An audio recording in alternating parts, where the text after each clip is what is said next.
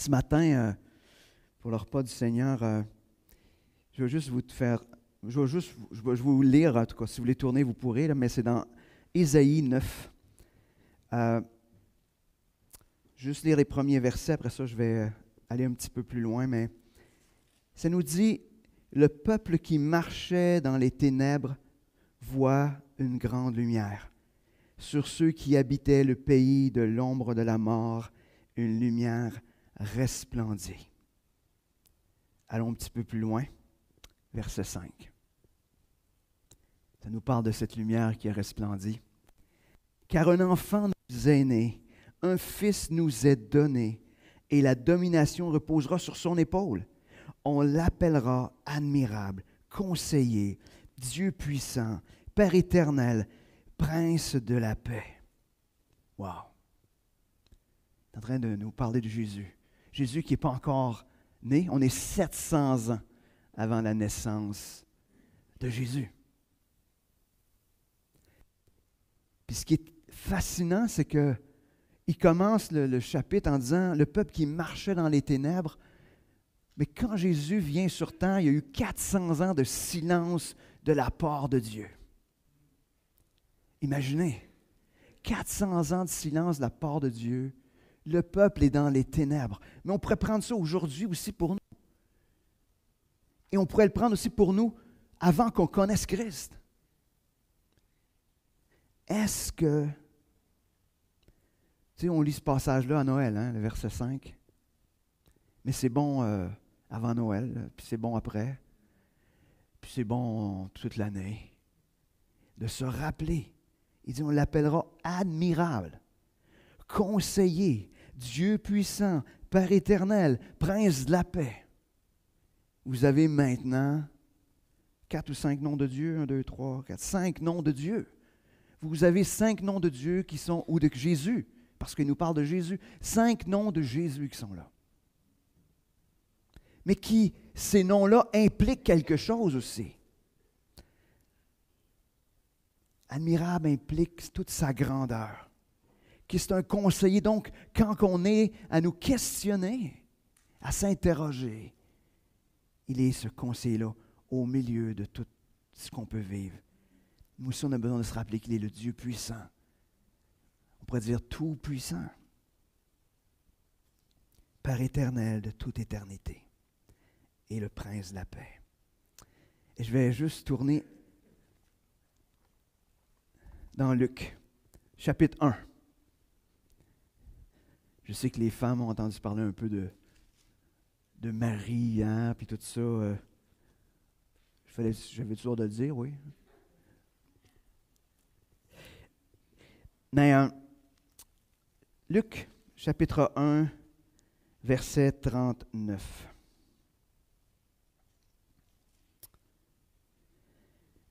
Marie vient de tomber enceinte sous l'action du Saint-Esprit.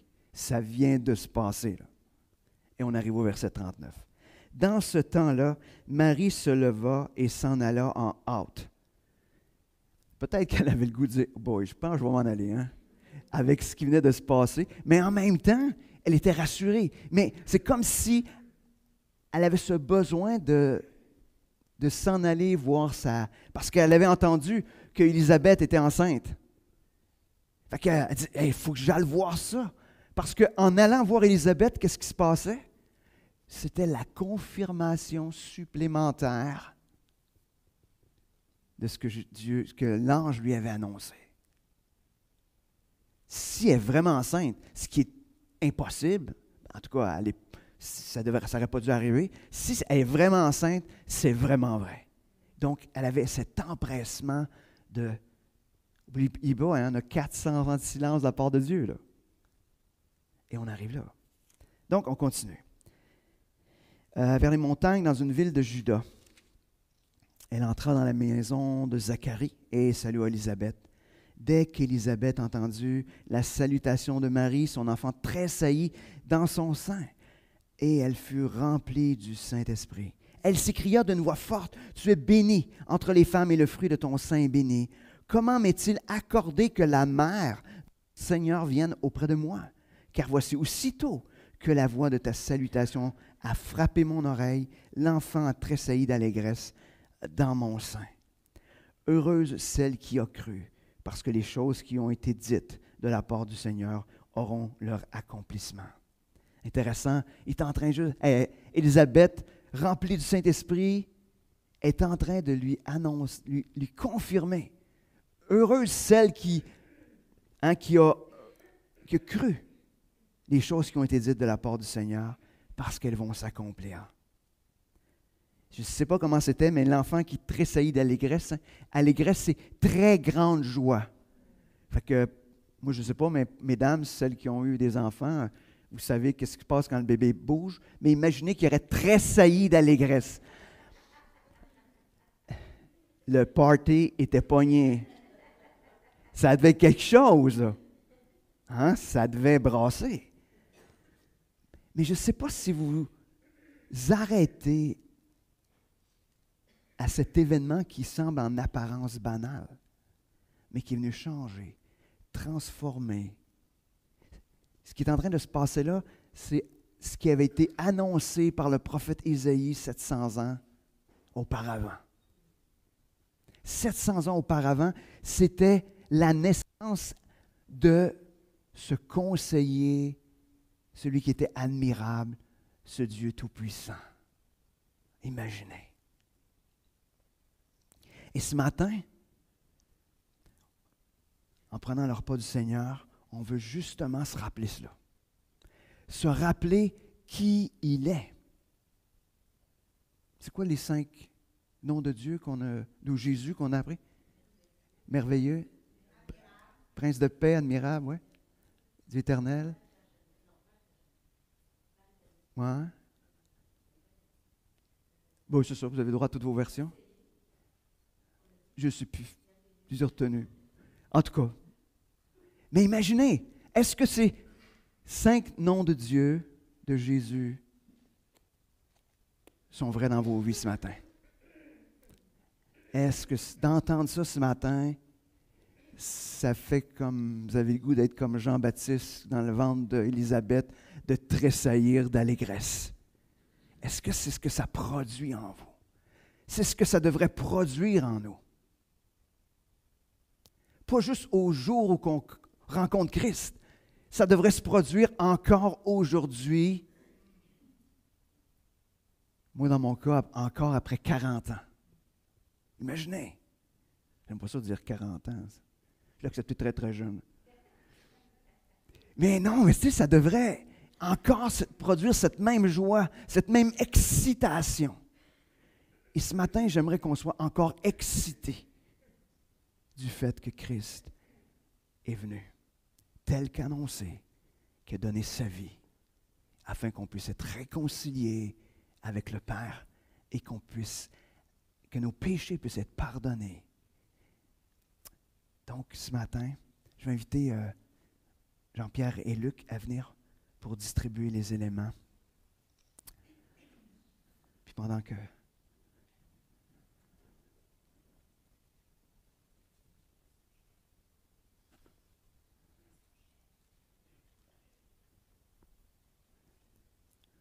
Bon. Ça n'a pas paru, hein. On ne l'a pas entendu en ligne, il fallait que tu baisses ton gilet, là. Mais là, maintenant, oui. Exact. Donc, je vais vous demander de passer les éléments. Après ça, on va pouvoir... ça, je vais te donner ça parce que notre frère, il... C'est ça. Merci de prendre son nom.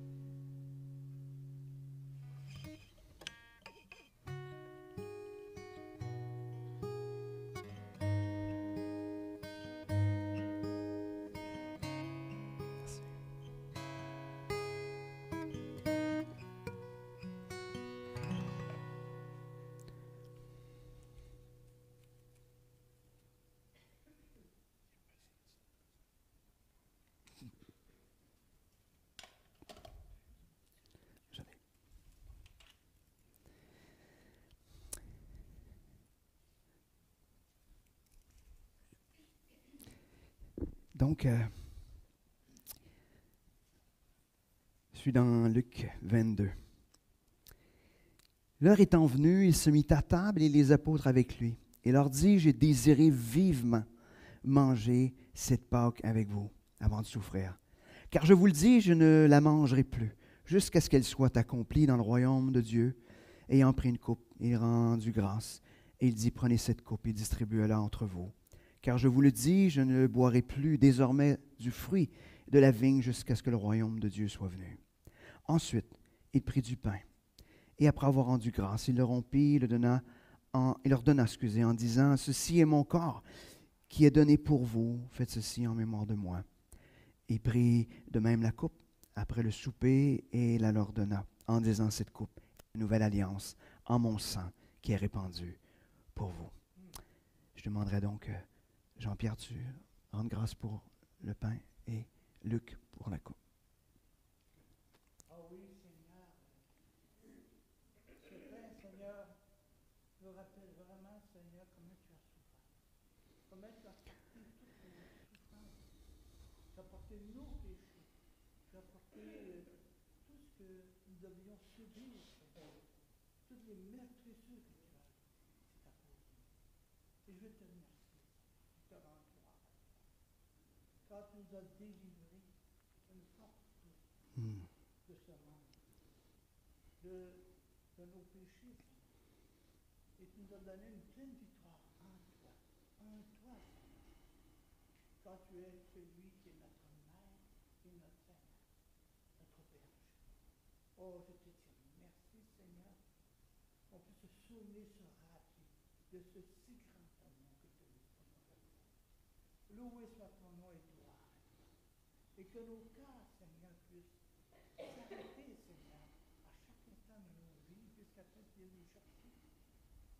À ce temps merveilleux que tu nous as donné en tout ce que tu nous as donné en Jésus, notre berger. Oui, Seigneur, merci. Merci pour tout ça. Par ton bon nom. Amen. Oui, Seigneur, comme on a vu tantôt avec M. Bernard, vous êtes merveilleux.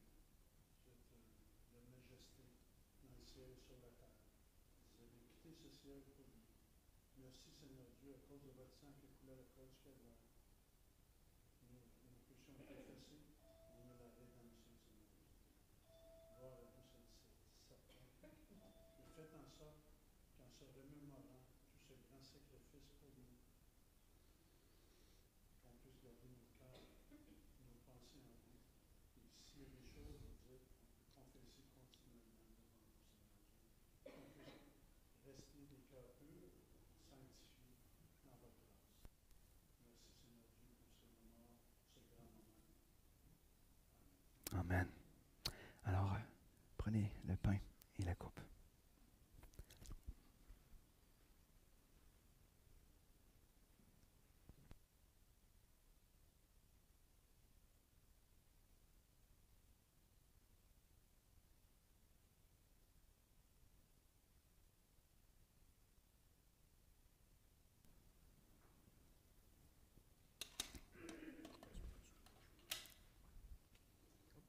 Oui, tu peux partir. Tu peux en ramasser les autres. Ah, il est plein.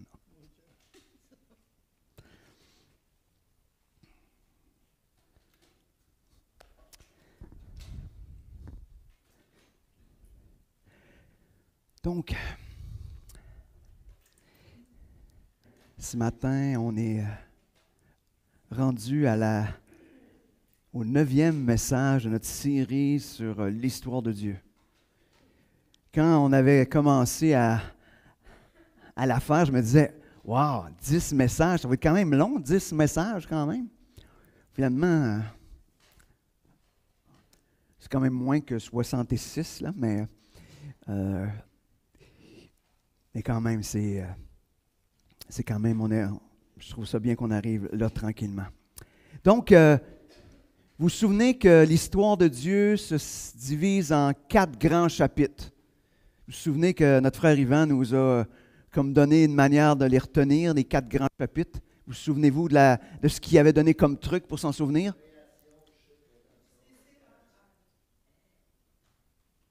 OK, mais là tu as donné les 4, ça c'est bon. Mais le truc pour s'en souvenir? Les 2 C, les 2 R. 2 C, 2 R. Moi, je suis encore plus court. 2 C, 2 R. Donc, création, chute, rédemption, régénération. Restauration. C'est la même affaire. On peut mettre plein de choses dans ce R-là. Donc, nous sommes aujourd'hui on pourrait dire, on est dans le dernier chapitre de la restauration ou de la régénération. Je ne sais pas comment on file ce matin. Mais j'avais le goût de juste vous rappeler ou juste vous emmener dans cette réflexion-là. Est-ce que ça vous arrive d'avoir l'impression que de vivre la vie de disciple, c'est pas si simple que ça? L'impression d'être continuellement en lutte avec ce que vous aimeriez être et ce que finalement vous faites. Une espèce de... pas d'ambivalence, mais de comme, pour ceux qui ont vu la lettre de nouvelles, je ne sais pas si vous avez remarqué, mais tu sais, c'était comme où on arrive, est-ce que c'est ce chemin-là ou ce chemin-là? Il y a comme, on dirait qu'il y a toujours comme un petit peu ces deux options-là qui sont devant nous. Et peut-être que vous avez l'impression même que face à tout ça, vous perdez le combat. Plus souvent que vous avez des victoires, puis peut-être même que certains d'entre vous ou d'entre nous arrêtez de combattre. C'est comme, ça ne vaut plus la peine. Et ce matin, on va regarder un petit peu la suite de ce qu'on a vu la semaine dernière où on a parlé de la puissance qui nous venait par le Saint-Esprit. Non pas que le Saint-Esprit est une puissance, mais le Saint-Esprit est Dieu. Mais l'action de Dieu, l'Esprit en nous, donne cette puissance ou cette capacité de faire les choses différemment, de faire des choix qui vont glorifier notre grand Dieu. Et c'est ce qu'on va voir ce matin. Donc ce matin, on va voir comment l'histoire de Dieu peut transformer nos luttes en victoire. Mais pas juste en victoire, mais en victoire qui nous transforme en cette image de plus en plus parfaite de Christ. Et je crois que comme enfant de Dieu, c'est le désir de nos cœurs. Si ce n'est pas le désir de vos cœurs, il y a un autre problème. Ça devrait être le désir de nos cœurs. Donc, ce matin, on va se questionner donc d'un aspect plus pratique de la vie chrétienne qui découle, comme je disais, de ce qu'on a vu la semaine dernière. Donc, est-ce que si ce matin, je vous demandais comment voyez-vous l'action du Saint-Esprit dans vos vies? Pas ce qui s'est passé il y a 12, 13, 14, 15 ans, là. Aujourd'hui, comment se manifeste l'Esprit dans votre vie? À quoi ça ressemble dans votre vie, marcher dirigé par le Saint-Esprit?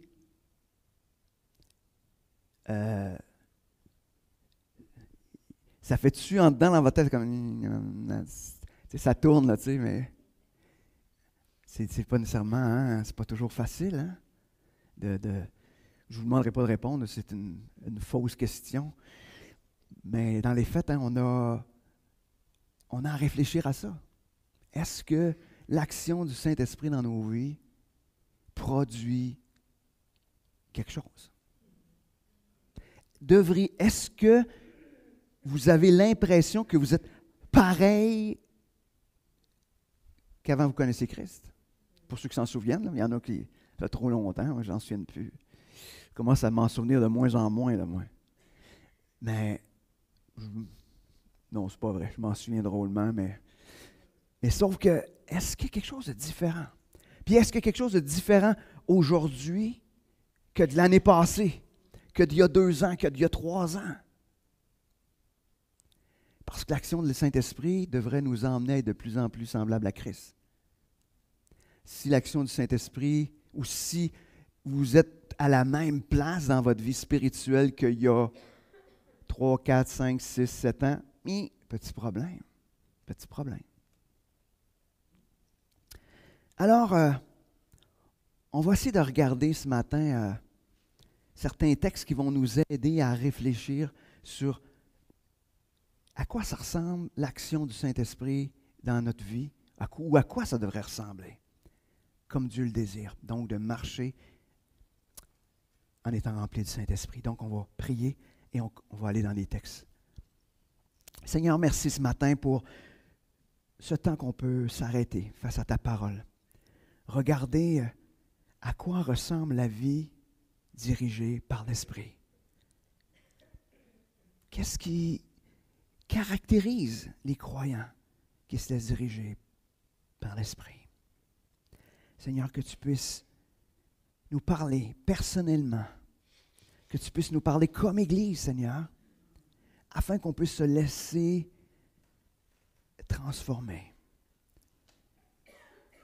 Seigneur, on ne veut pas être de ceux qui vont clamer qu'ils marchent dirigés par le Saint-Esprit, mais on veut que ceux qui nous regardent se questionnent sur comment on peut vivre de cette manière-là et que ce soit explicable seulement par ton action dans nos vies. Seigneur, on ne veut pas que nos vies soient explicables autrement que par ton action dans nos vies. Seigneur, conduis-nous ce matin dans ta parole. Amen. Donc, on va, pour nous aider à comprendre, on va tourner comme au départ. Tu sais, quand le Saint-Esprit vient d'arriver, les premiers croyants sont là, ils sont remplis du Saint-Esprit. Tu sais, là, genre, il n'y a pas encore eu trop d'altération dans la marche par l'Esprit parce que c'est des nouveaux convertis. Fait qu'on va aller dans le début du livre des Actes, on va regarder à quoi ça ressemblait une église qui était dirigée par le Saint-Esprit. Ils viennent juste de découvrir Jésus, puis ça les remplit. Acte 2, 41, 47, un texte qu'on connaît, que je pense que j'ai surutilisé dans mes messages, mais que je ne pense pas qu'on peut surutiliser la parole de Dieu, mais... Donc, 41. Ceux qui acceptèrent les paroles de Pierre, donc on est vraiment, tout de suite, là, c'est le discours, là, après, il y a le discours, Saint-Esprit est descendu et Pierre fait un discours. Bon, ils se firent baptiser. Et ce jour-là, environ 3000 personnes furent ajoutées au nombre des croyants. Dès lors, on pourrait dire instantanément, immédiatement, ils s'attachaient à écouter assidûment l'enseignement des apôtres, à vivre en communion les uns avec les autres, à rompre le pain et à prier ensemble. Tout le monde était très impressionné car les apôtres accomplissaient beaucoup de prodiges et de signes miraculeux. Tous les croyants vivaient unis entre eux et partageaient tout ce qu'ils possédaient. Ils vendaient leurs propriétés, leurs biens, et répartissaient l'argent entre tous, selon les besoins de chacun. Tous les jours, d'un commun accord, ils se retrouvaient dans la cour du temple. Ils rompaient le pain dans les maisons et prenaient leur repas dans la joie avec simplicité de cœur. Ils louaient Dieu et le peuple tout entier leur était favorable. Il n'y avait rien à faire dans ces années-là. C'était toute une... c'est comme... On a l'impression de ça, c'est notre réaction.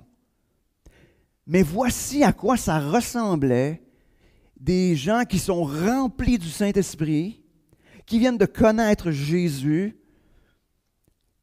Il n'y a rien d'autre que ça. Rien d'autre. Ils viennent de rencontrer Christ et cela leur est suffisant. Plus que suffisant. Parce que rien d'autre compte. Ils ont juste le goût d'être ensemble. Pourquoi?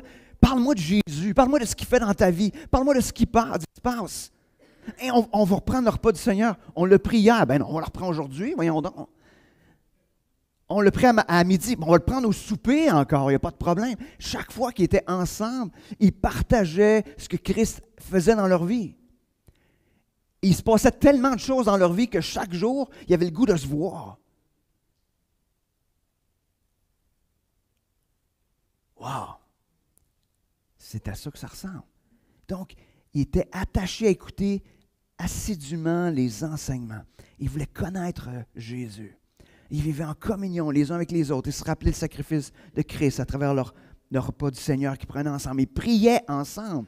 Ils étaient unis les uns aux autres. Ils partagent leurs biens, une générosité extravagante. Ensemble chaque jour, hein?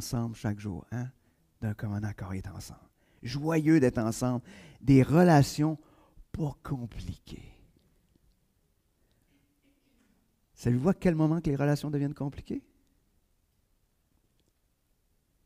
Le jour où on s'ajoute dans l'équation. Parce qu'il y a toujours moi, ce que moi je veux, ce que j'aimerais faire. Mais si on ne se met pas dans l'équation, on n'est jamais trop bouleversé par les affaires qui se présentent devant nous. Et finalement, ce que ça avait comme impact, c'est cette louange qui s'élève vers Dieu. On va aller dans Acte 4, on va regarder rapidement, mais ça va un peu dans le même sens. Acte 4, 32, 37. Tous ceux qui étaient devenus des croyants vivaient dans une parfaite unité de cœur et d'esprit. Personne ne se prétendait propriétaire de ses biens, mais ils partageaient tout ce qu'ils avaient. Avec une grande puissance, les apôtres rendaient témoignage de la résurrection du Seigneur Jésus. Et la grâce de Dieu agissait avec force en eux tous. Hein, il faut revenir sur ça. Hein? Et la grâce de Dieu agissait avec force en eux tous. La grâce de Dieu. Cette compréhension de la grâce, de cette gratuité du salut, puis qui ne peuvent absolument rien faire, les emmenait à être gracieux aussi, les uns envers les autres. Aucun d'eux n'était dans le besoin, car ceux qui possédaient des champs ou des maisons les vendaient, apportaient le produit de la vente et le remettaient aux apôtres. Ceux-ci le répartissaient alors entre tous et chacun recevait ce dont ils avaient besoin. C'est ainsi que, par exemple, un certain Joseph possédait un terrain. C'était un Lévite originaire de Chypre.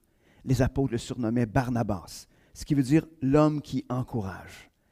Il vendit son terrain, apporta l'argent et remis le produit aux apôtres. Donc, cette unité parfaite, encore une fois, une mise en commun des richesses, un témoignage puissant de l'Évangile, une grâce de Dieu agissant en eux tous. Personne dans le besoin, et même on voit déjà la manifestation des dons à travers Barnabas, qui avait ce don d'encourager.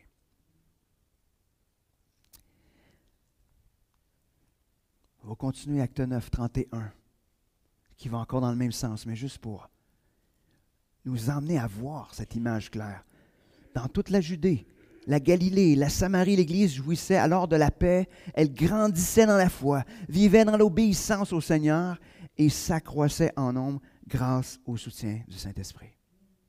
Une foi croissante, une vie dans l'obéissance, puis une croissance du nombre de disciples. Je sais, vous êtes là, vous dites, c'est au début. Sylvain ne nous raconte pas cela. Mais savez-vous pourquoi que c'est dans les Écritures? C'est juste parce qu'il faut s'en rappeler. Ce n'est pas une affaire inatteignable. C'est comment Dieu voit que les choses devraient se produire.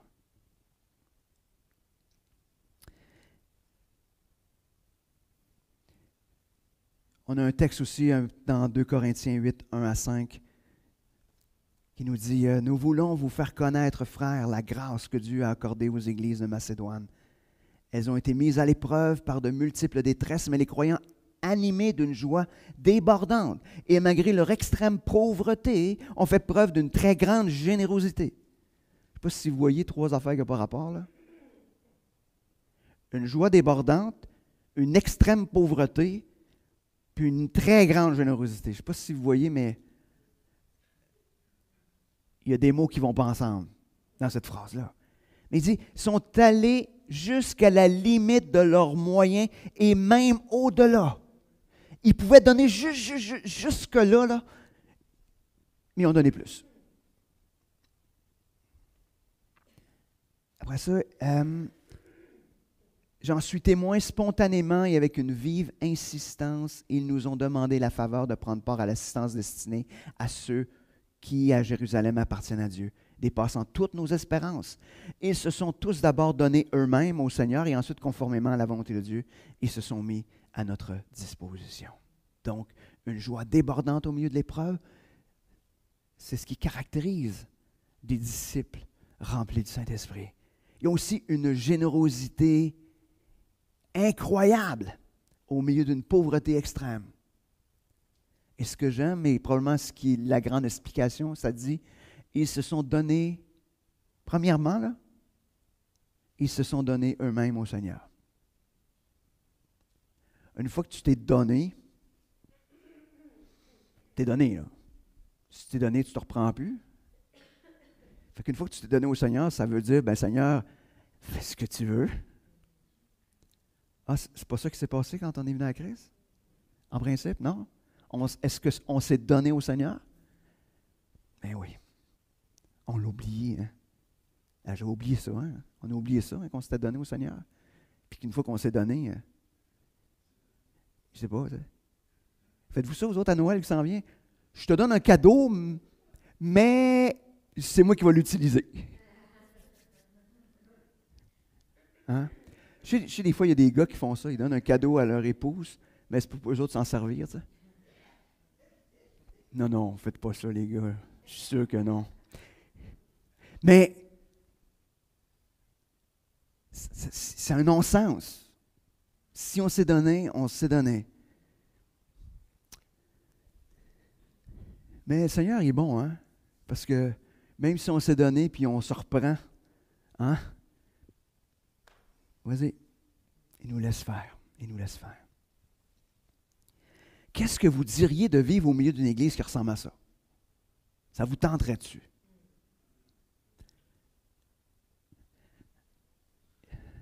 Oui et non, hein? On ne sait pas, hein? Jusque-là, oui. Moi, je pense que notre cœur devrait dire, ouais. Seigneur, je ne me vois pas là. Je ne me vois pas avec toute cette capacité-là.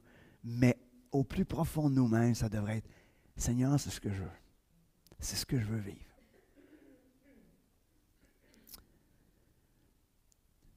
La vie de disciple n'est pas explicable autrement que par la vie de Jésus dans nos vies. Ne devrait pas être explicable autrement. Si notre vie est explicable autrement, c'est qu'il manque quelque chose. On n'a peut-être pas tout donné, ou on a peut-être repris pas mal de stock de nos vies. Je ne sais pas.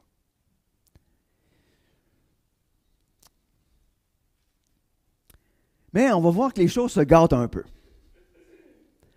Parce que des fois, l'Église primitive, pas si longtemps après, la vie selon la chair aussi. On a une belle lettre qui nous en parle, qui est la lettre aux Corinthiens. Plusieurs années quand même se sont écoulées, puis les problèmes commencent à grandir dans l'Église parmi les croyants. Désormais, ils ne vivent plus seulement sous la puissance de l'Esprit, mais de plus en plus, ils ressemblent à leur propre culture autour d'eux autres. L'Église de Corinthe, comme je vous disais, c'est un bel exemple. Les leaders commencent à vouloir démontrer leur supériorité spirituelle les uns sur les autres. On assiste même à des poursuites judiciaires devant les tribunaux humains. Lors de leur repas ensemble, certains ils s'enivrent, d'autres ils s'empiffrent. C'est un mot qu'on connaît, oui. Ils mangent comme des hein? Pendant qu'il y en a d'autres qui n'ont pas ce qu'il faut. Il y a des problèmes d'immoralité sexuelle. Il y a des divisions, des partis pris avec les enseignants. Puis là, ça, c'est à part de tout ce qui se passe dans la vie, dans le cœur de tous les croyants qu'on ne connaît pas. Imaginez, ça, c'était ce qui était visible au sujet de Paul. 1 Corinthiens 3, 4 à 10. Lorsque vous dites « moi je suis pour Paul » ou « moi pour Apollos », n'agissez-vous pas comme les autres hommes? Après tout, que sont donc Apollos et Paul? Des serviteurs grâce auxquels vous avez été amenés à la foi, chacun d'eux accomplissant la tâche particulière que Dieu lui a confiée. Moi j'ai planté, Apollos a arrosé, mais c'est Dieu qui a fait croître. Peu importe en fait qui plante et qui arrose, ce qui compte, c'est Dieu qui fait croître. Celui qui plante et celui qui arrose sont égaux. Et chacun recevra son propre salaire en fonction du travail accompli, car nous travaillons ensemble au service de Dieu. Et vous, vous êtes le champ qu'il cultive, ou encore vous êtes l'édifice qu'il construit, conformément à la mission que Dieu Dans sa grâce m'a confié, j'ai posé chez vous le fondement comme un sage, de la misère avec un sage architecte. À présent, quelqu'un d'autre bâtit sur ce fondement, seulement que chacun prenne garde à la manière dont il bâtit. La réponse de Paul à cette recherche de savoir qui est le plus grand, il ramène tout simplement cette vérité toute simple. Peu importe ce que les gens font, c'est Dieu qui fait croire. That's it. Paul, Apollos, mets le nom que tu veux, sont tous égaux. C'est Dieu qui est important. Si tu peu importe, c'est Dieu qui est le plus grand. Et c'est ça qu'il faut que tu réalises, que c'est lui qui fait croître, qui fait grandir. Il est en train de dire, après ça, il dit, on est juste des serviteurs. Serviteurs. Et puis dans le terme utilisé, c'est, on est juste les esclaves de Dieu. On est juste les esclaves de Dieu, tout simplement.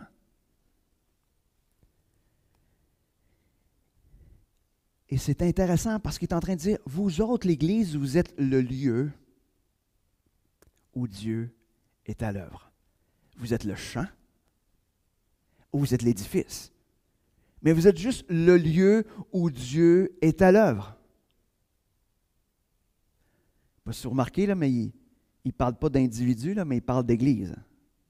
Il dit, vous êtes juste la place où Dieu est à l'œuvre. Puis nous autres, on est des esclaves au service de Dieu pour travailler à cette œuvre-là. Quand vous dites que vous êtes dans le champ, vous êtes exactement à la place que Dieu veut que vous soyez. Parce qu'on est dans le champ de Dieu où Dieu est à l'œuvre. Tout simplement. Mais il ne s'arrête pas là. Parce que il parle de l'impact de ceux qui marchent, dans le fond, selon les désirs de la chair. Il va y avoir des débats pour savoir, même un petit peu plus loin, c'est quoi le don le plus important? Qu'est-ce qui va être le plus flashy, là, tu sais? Ouh, je vais être vu, là. Et qu'est-ce que Paul fait? Dans Corinthiens 13, le dernier verset, verset 13 et 14, le verset 1. En somme, 3 choses demeurent, la foi, l'espérance, l'amour, mais la plus grande d'entre elles, c'est l'amour. Ainsi, recherchez avant tout l'amour, aspirez en outre aux manifestations d'esprit et surtout aux dons de prophétie. Recherchez l'amour et aspirez à ce que l'esprit soit manifeste dans tout ce que vous faites. Je viens de vous résumer ça en peu de choses. C'est ce qui est important. C'est pas de dire « Oh, wow, c'est moi le plus grand ». Non. Est-ce que l'amour de Dieu est révélé là-dedans? Et est-ce que l'Esprit est révélé aussi et manifeste dans ce qu'on fait? Imaginez cette Église-là qui a cessé de marcher dirigée par l'Esprit, va même finir par argumenter sur cette question suivante. Est-ce que Christ est ressuscité ou non?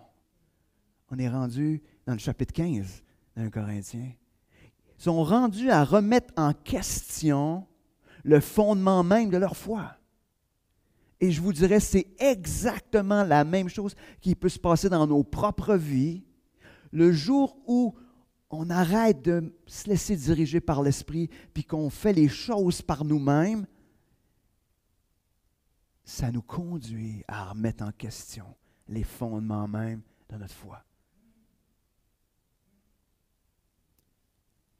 C'est un avertissement sérieux pour nous, hein? Mais en même temps, ce qui est une joie aussi de savoir, ça, c'est que la bonne nouvelle, c'est que l'Église de Corinthe s'est repentie. On est capable de voir les changements dans la vie de cette Église-là. Ils sont peut-être tombés des fois un peu trop zélés quand on regarde dans le 2 Corinthiens, là. Mais en même temps, l'œuvre de Dieu s'est accomplie dans leur vie. Il y a des choses qui ont été transformées. Et c'est ça qu'il faut se rappeler, puis c'est aussi un encouragement pour nous. Quand on regarde l'Église de Corinthe, tout ce qu'il y avait là-dedans, on se dit « Oh, là! » Je pense que la plupart d'entre nous, on aurait dit « Ben, boys, quelle Église! Hein? » Je pense qu'on serait tous partis de cette Église-là. Mais non, mais imaginez, Dieu est intervenu et les choses ont été transformées. Et c'est ça, hein, la régénération. Dieu transforme ce qui est impossible à transformer à cause de Christ. Je vais vous emmener maintenant dans un passage où justement qu'on connaît bien, qu'on pourrait dire marcher par l'esprit ou par la chair, c'est quoi la différence? Et je vais vous emmener dans Galates. Je ne peux pas faire autrement que vous emmener dans Galates. Galates au chapitre 5.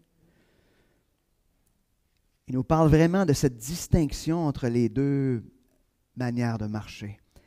Versets 16-18 dans Galates 5. Je vous dis donc ceci, laissez le Saint-Esprit diriger votre vie et vous n'obéirez pas aux désirs qui animent l'homme livré à lui-même. Car ces désirs sont diamétralement opposés à ceux de l'Esprit. Et l'Esprit a des désirs qui sont à l'opposé de ceux de l'homme livré à lui-même. Les deux sont opposés l'un à l'autre. C'est pourquoi vous ne pouvez pas être votre propre maître. Mais si vous êtes conduit par l'Esprit, vous n'êtes plus sous le régime de la loi. Donc, ce qui semble nous montrer, c'est qu'on est soit dirigé par l'Esprit, ou soit dirigé par la chair, ou il parle de l'homme livré à lui-même. J'aime bien, des fois ça nous aide à comprendre. Livré à lui-même, ça veut dire selon nos propres désirs, nos propres passions. Fait que je pense que, tu sais, des fois la chair, c'est pas très clair, mais livré à lui-même, je trouve qu'il y a quelque chose de peut-être plus facile aujourd'hui à comprendre. Ce qui est clair aussi, c'est que les désirs sont opposés l'un à l'autre, qui fait que tu ne peux pas dire, ça peut être des deux. Il n'y a pas de ça. C'est soit l'un ou c'est soit l'autre. Puis d'une certaine manière, c'est à la fin quand il dit, c'est pourquoi vous ne pouvez pas être votre propre maître. Dans le fond, c'est une question de qui est maître dans ta vie. Est-ce que c'est Dieu ou c'est toi-même? Who's the boss? C'est la question. Si tu es le boss, ben tu vas peut-être te diriger, tu vas être livré à toi-même. Tu vas faire ce que tu veux, comme tu veux, quand tu veux. Puis à chaque fois, ce qui va être en avant, c'est « Ah ouais, mais il y a ça. » Non. Mais si c'est Dieu qui est le boss, qui est en charge, il va être dirigé par l'Esprit. Et c'est ce qu'il est juste en train de nous dire. Qui est le patron là-dedans?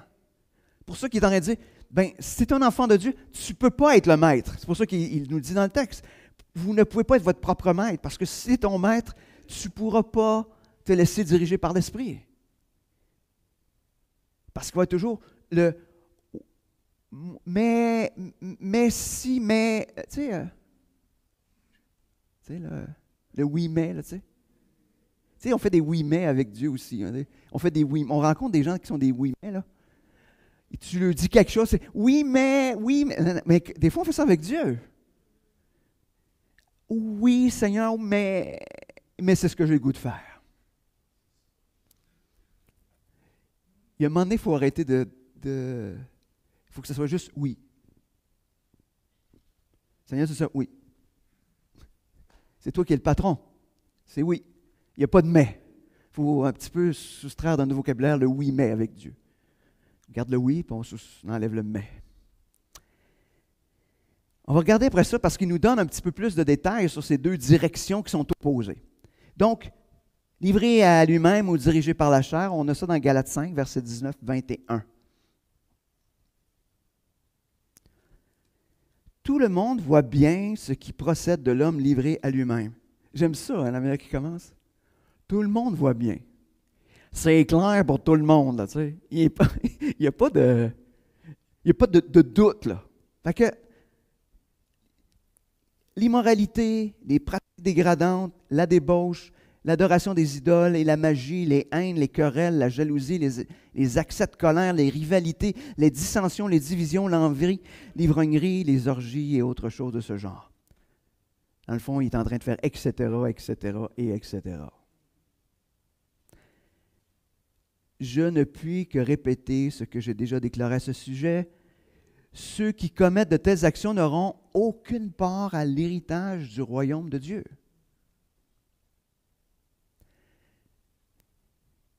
Et c'est pas moi qui l'ai mis, là. Parce que si c'est moi qui avais écrit, je n'aurais jamais osé écrire ça. Mais ce qui est clair dans cette énumération-là, c'est qu'il vise une seule chose. Notre propre intérêt, notre propre plaisir. That's it.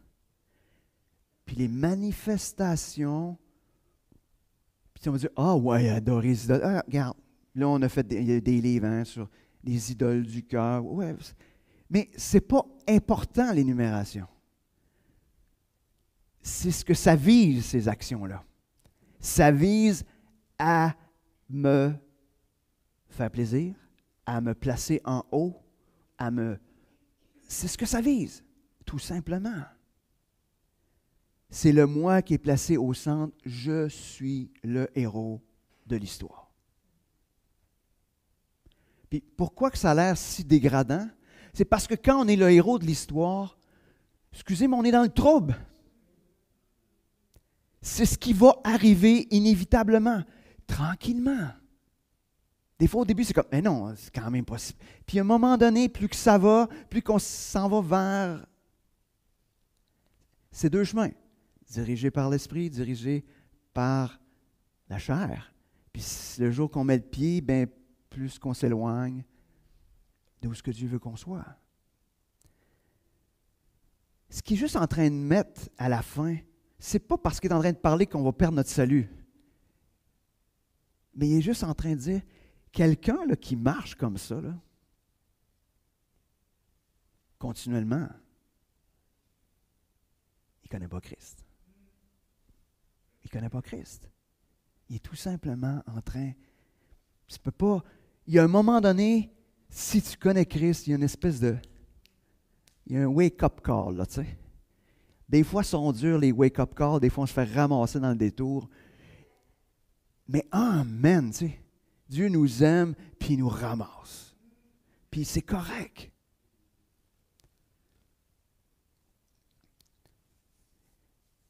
Donc, n'oubliez pas, cette liste n'est pas complète. On pourrait ajouter tout ce qui va dans le même sens. Dirigé par l'esprit. On va voir, on va aller dans quelque chose de plus joyeux peut-être. On va regarder l'opposé. Galates 5, 22, 25. Mais le fruit de l'esprit, c'est l'amour, la joie, la paix, la patience, l'amabilité, la bonté, la fidélité, la douceur, la maîtrise de soi. La loi ne condamne certes pas de telles choses. Or, ceux qui appartiennent à Jésus-Christ ont crucifié l'homme livré à lui-même avec ses passions et ses désirs. Puisque l'esprit est la source de notre vie, laissons-le aussi diriger notre conduite. Intéressant. Le fruit de l'esprit. Hein, ça ne dit pas... l'autre, c'était des œuvres. Là, c'est le fruit. Je ne sais pas si vous avez remarqué, c'est quoi la différence entre un fruit et une œuvre? Je ne sais pas si... Non, mais c'est qu'un œuvre, c'est une action que je pose. Le fruit, c'est ce que ça produit. Je n'ai pas d'action à poser là-dedans. Je ne pose pas d'action. Mais il y a une manifestation de ce qui m'anime.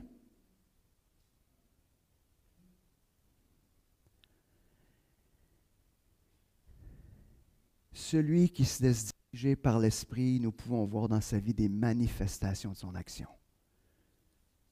Les manifestations de l'Esprit sont impossibles sans la présence de l'Esprit dans ta vie. Des fois, il peut être étouffé, il peut être éteint, l'Esprit. On ne verra pas. Mais, donc, puis en même temps, c'est un amour, une joie, une paix, une patience et tout le reste qui surpasse ce qu'humainement nous sommes en mesure d'accomplir. Ce que ça veut tout simplement dire, c'est qu'on pourrait mettre la liste des différentes parties du fruit de l'esprit. Je ne peux pas dire, OK, celui-là, je l'ai eu 7 sur 10. Lui, 5. Lui, 0. Lui, 1. Pas en tout. Ce que ça veut dire, c'est que chacun de ces parties du fruit de l'esprit, si c'est moi qui est derrière ça, c'est 0. Si l'esprit se manifeste, est-ce que je serai dans toute la totalité? Non, c'est quelque chose qui va en croissance.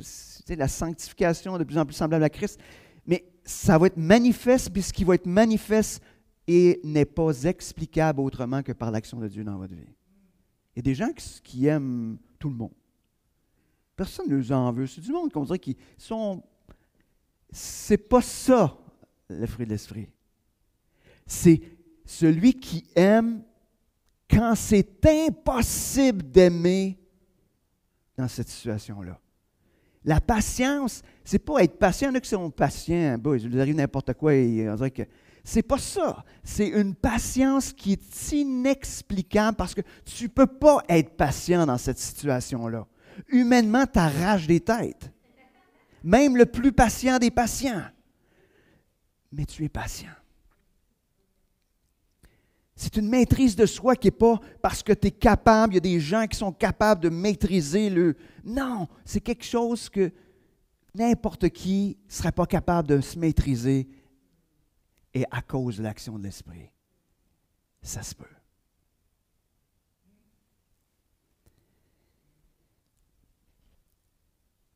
C'est intéressant, hein? Il est en train de nous dire aussi dans ce texte-là que ceux qui ont reçu ce cadeau de Dieu, de cette nouvelle identité, que vous êtes des enfants de Dieu,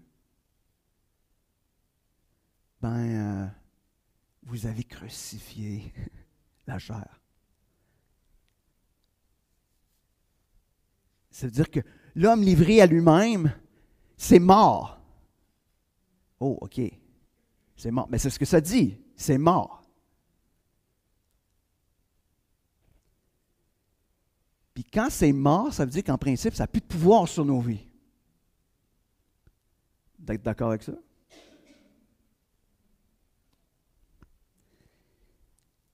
Puis je vous dirais, ça n'a aucun pouvoir sur nous, si du moins, on se laisse diriger par l'Esprit. Si du moins.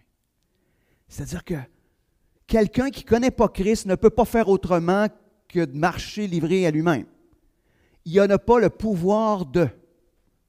Fait que des fois, comme chrétien, notre erreur, c'est de dire hey, je suis bien mieux que le monde qui sont dans le monde. J'espère. Ce n'est pas un standard à ne pas atteindre. Ce n'est pas un standard. Le standard à atteindre, c'est être saint parce que Dieu est saint. That's it. Ça, c'est le standard. Fait que ce que ça veut dire, on est mieux de le laisser diriger nos propres vies parce qu'on va se contenter d'un petit standard. Mais il est mort. Cette attirance, elle est morte.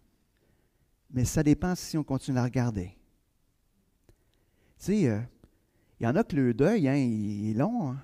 Ils vont regarder longtemps des images. Hein? À un moment donné, quand tu fais les funérailles, à un moment donné, il faut que tu passes à une autre étape un jour.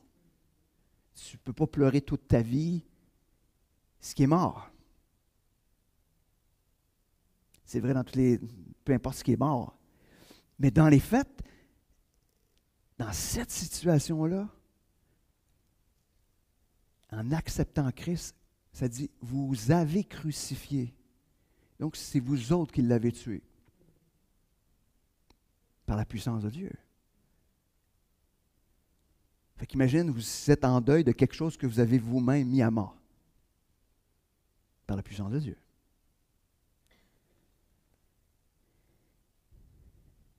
Je veux juste terminer en vous emmenant sur le fait que Jésus vient résoudre cette espèce de dilemme entre la vie dirigée par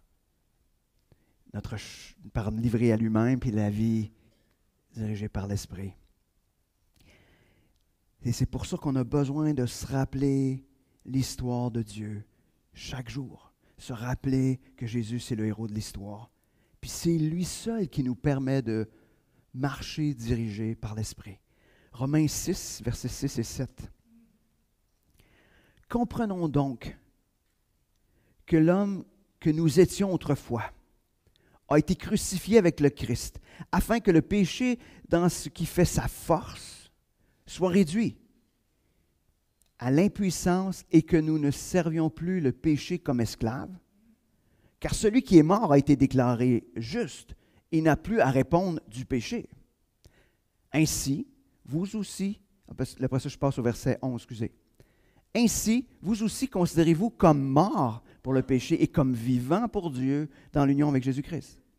Que le péché n'exerce donc plus sa domination sur votre corps mortel pour vous soumettre à ses désirs. Ne mettez pas vos membres à la disposition du péché comme des armes au service du mal, mais puisque vous étiez morts et que vous êtes maintenant vivants, offrez-vous vous-même à Dieu et mettez vos membres à sa disposition comme des armes au service du bien, car le péché ne sera plus votre maître, puisque vous n'êtes plus sous le régime de la loi, mais sous celui de la grâce.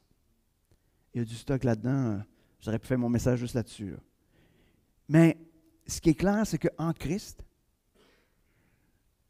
on a été crucifiés afin de n'être plus esclaves.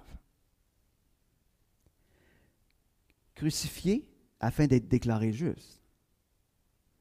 Crucifiés afin de ne plus être dans l'obligation de répondre au péché. Crucifié parce qu'on est crucifié avec Christ. C'est Christ qui a été crucifié, mais nous, on a été crucifiés avec lui. Et ça a ces actions-là. Donc, si on est mort aux obligations du péché, puis vivant pour Dieu à cause de Christ, étant donné cette nouvelle réalité, étant donné cette nouvelle identité que vous avez, ne nous mettons pas au service du mal. Au contraire, offrons-nous à Dieu. Mettons-nous au service de ce qui est bien, de ce qui l'honore, de ce qui le glorifie. À cause que Christ est notre héros, le péché n'est plus votre maître. Est-ce que tu le crois? Est-ce que tu crois? Pas là, là. Là. Est-ce que tu le crois là? Profondément. On n'est plus non plus sous le règne du fais ceci ou fais cela. On est sous le règne de la grâce. Le crois-tu? Le crois-tu? Pas ici. Là. Est-ce que tu le crois? Seul celui qui a Jésus pour Seigneur et Sauveur peut marcher dirigé par l'Esprit. Seul celui qui s'approprie l'œuvre de Dieu, son histoire au quotidien, peut vivre dirigé par l'Esprit. On a besoin au quotidien de se rappeler l'histoire de Dieu. Et je vous dis, à chaque fois, moi je le vois dans ma propre vie, chaque fois qu'il arrive de quoi de dur dans ma vie, où j'ai de la misère, est-ce que l'histoire de Dieu ne vient pas en premier? Et ça me rappelle, sauf qu'elle vient pas mal plus vite qu'elle venait, là. Je vais vous dire, à force de le prêcher puis de me le prêcher, je vous dis que le délai il commence à être moins long, là. Mais à chaque fois, fait qu'on a peut-être besoin de le faire quand ça va bien aussi, ça va être plus facile. Fait que quand ça va aller moins bien, ça sera peut-être plus facile de le faire. Mais on a besoin de se rappeler l'histoire de Dieu. Rappelons-nous qui Dieu est. Il est qui Dieu? On l'a vu mais on peut dire que Dieu est amour. Qu'est-ce que Dieu fait? Il envoie son Fils mourir à la croix. Qu'est-ce que ça a? Qui qu'on devient, nous?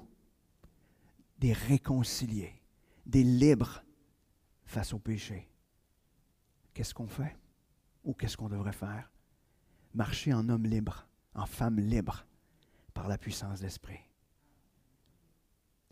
N'oubliez pas, ce n'est jamais ce que nous faisons qui détermine qui nous sommes, c'est ce que Dieu a fait et ce que Dieu est qui détermine qui nous sommes. Donc, on a besoin de se raconter l'histoire de Dieu.